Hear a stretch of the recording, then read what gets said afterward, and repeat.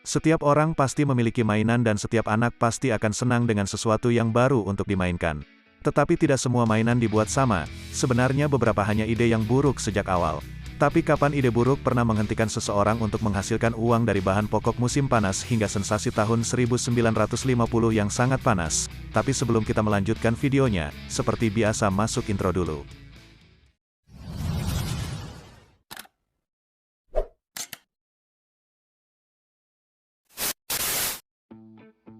Berikut ini 10 mainan paling berbahaya yang pernah dibuat. Pelampung tiup. Kami tahu bagaimana mungkin benda musim panas yang begitu populer bisa sangat berbahaya bagi anak-anak. Jadi mari kita pikirkan sejenak, kalian bersenang-senang di kolam renang dan kemudian anak kalian yang tidak bisa berenang jatuh dari pelampung dan tidak bisa kembali dan terus terbalik atau tenggelam. Pelampung tiup bisa sangat bagus dan menyenangkan untuk anak-anak, tetapi mereka juga bisa sangat berbahaya, terutama jika anak kalian bukan perenang yang hebat atau hanya tidak tahu cara berenang. Sebenarnya orang tua sering disarankan bahwa jika anak-anak mereka akan bermain dengan pelampung, kalian tidak boleh mengalihkan pandangan dari mereka.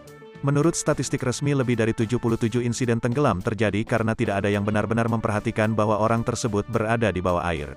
Jadi seperti orang tua yang benar-benar baik, pastikan kalian selalu waspada terhadap lingkungan kalian, sehingga untuk rekap memang pelampung tidak berbahaya jika tahu cara menggunakannya. Dan lebih khusus lagi orang yang menggunakannya, kalian ingin memastikan bahwa anak-anak kalian pandai berenang, atau seseorang di sekitar dapat melompat dan menyelamatkan mereka, itu tidak masalah.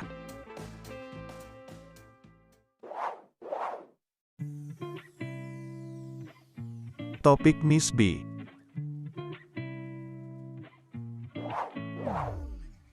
Saatnya untuk topik menarik, ketika itu datang ke mainan satu tidak pernah cukup benar.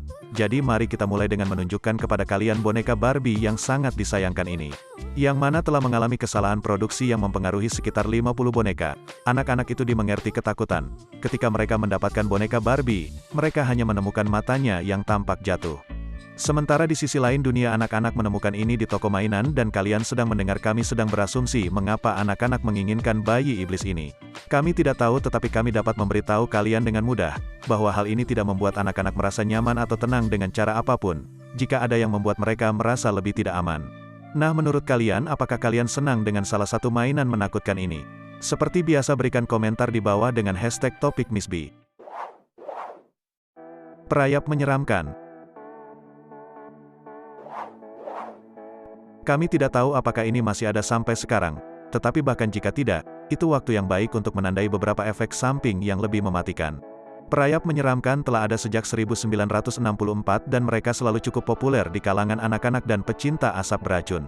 Idenya adalah bahwa anak-anak harus menuangkan bahan kimia cair ke dalam beberapa cetakan makhluk, sebelum memasukkannya ke dalam oven kecil atau piring panas untuk memanaskannya menjadi bentuk karet yang mengeras. Sekarang diakui versi aslinya tidak terlalu aman. Maksud kami versi awal mainan datang dengan terbuka menghadapi hot plate yang mencapai suhu 390 derajat Fahrenheit. Bayangkan berapa banyak luka bakar yang didapat anak-anak ketika menyentuh makhluk karet kecil itu, sebelum mereka sepenuhnya siap dimainkan.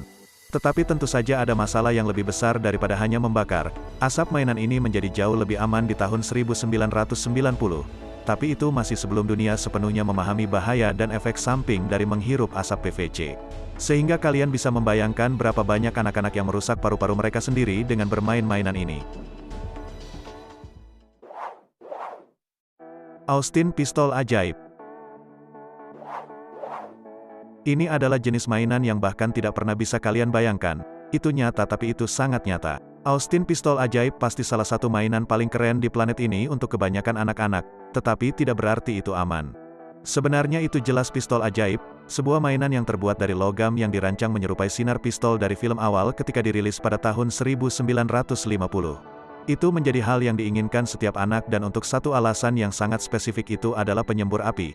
Ya, ketika kalian menggunakan pistol kalian akan memuatnya dengan kristal ajaib campuran kalsium karbida dan air.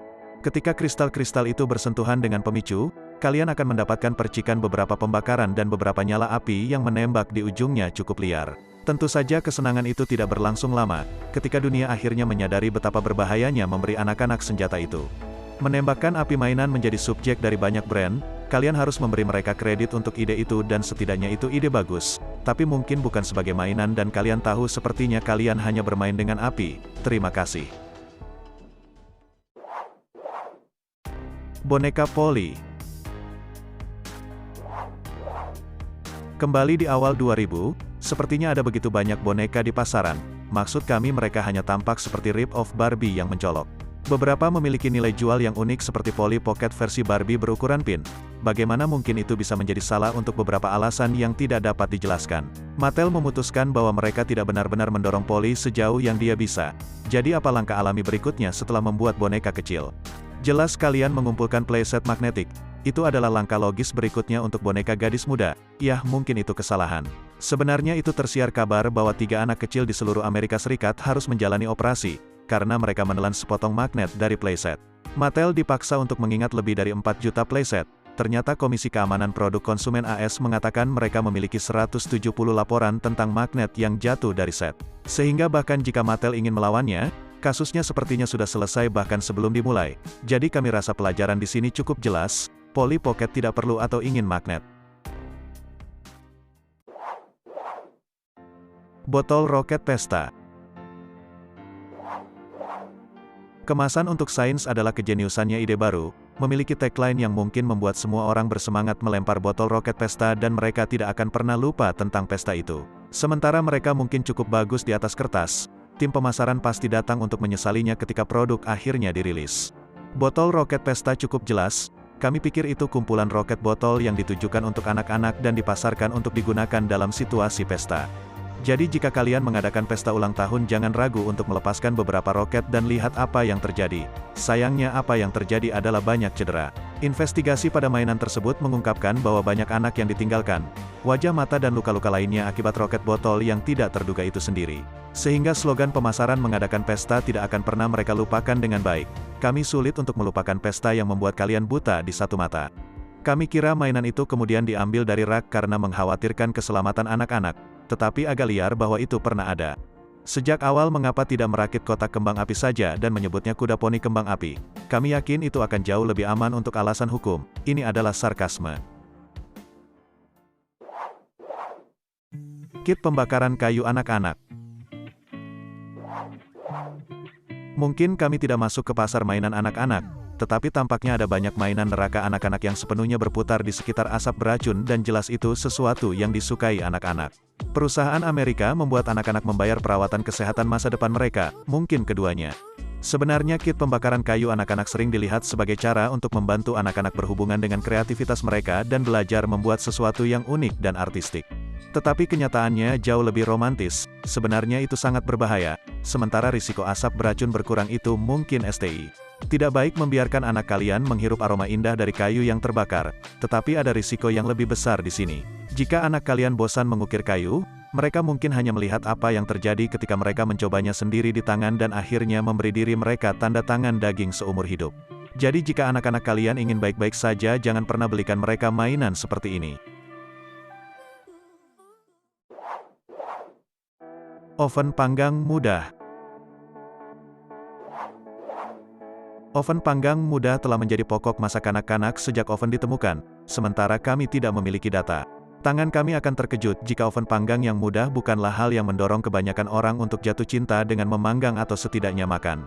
Disitulah kami mulai, tetapi sementara itu mungkin cara yang bagus untuk membuat anak-anak suka memanggang dan menyiapkan makanan yang tidak berarti sepenuhnya aman. Sebenarnya ada setidaknya 2 insiden yang memaksa Hasbro untuk mengingat oven panggang yang mudah. Biasanya anak-anak terus mendapatkan jari mereka dipotong di peralatan mini. Dan ketika mereka melakukannya, mereka akan mengalami luka bakar yang cukup menyakitkan.